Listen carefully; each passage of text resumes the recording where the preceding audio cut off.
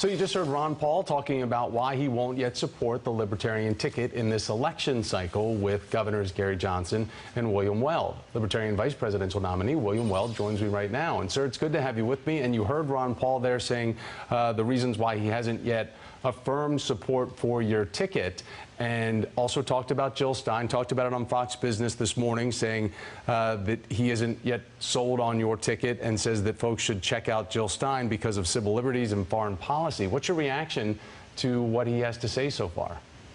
Well, I've always liked Ron Paul. He was kind of a trailblazer for libertarian ideas, and he's saying take a little bit from here, a little bit from there, and I think that's probably right. I'm one who tends to share the views that Dr. Stein might have regarding the environment. Perhaps not all of them, but I do think that environmental enforcement is necessary for the government to be involved, because the economies of scale of protecting against degradation of the environment are so huge that you can't rely on any one individual or business to do it. So, you know, I think I see what he has to say there. And sir, your former or your running mate, excuse me, had some problems answering questions in the situation with Hardball's Chris Matthews about what foreign leader, dead or alive, that he liked. She tried to throw him a lifeline there with reminding him of the former president of Mexico, Vicente Fox, who he was alluding to in that moment. Has your confidence in Gary Johnson at all wavered about his ability to be commander-in-chief? No, not at all. And on that one, actually, it's not all that easy to think of active foreign leaders whom one greatly admires and thinks are, you know, helping the United States these days. I did think of Angela Merkel and Aung San Suu Kyi, the leader in Myanmar, former Burma.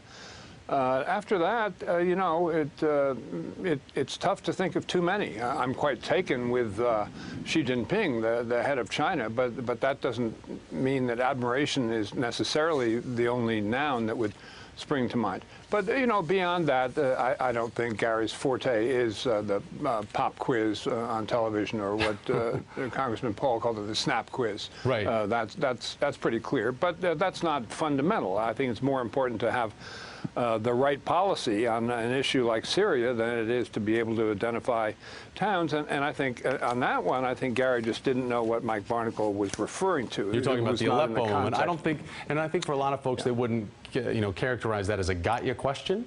Some people could, you know, view it that way through their own lens. But I do need to ask you about the information on Donald Trump's taxes and the allegation, based on the New York Times story, that potentially over the last 2 decades, Donald Trump has not paid a penny toward federal taxes.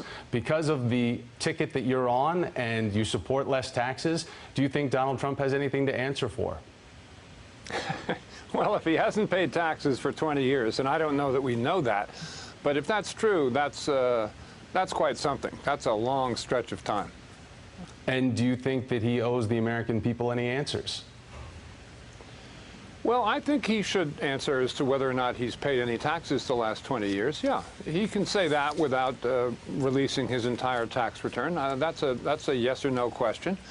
You know, the fact that he had that big loss back in 1996 doesn't necessarily mean that he paid no taxes for 20 years, but it would cover a long period of time. And I don't think there are time limitations on a net operating loss being carried forward. So it could be that the allegation about the 20 years is true.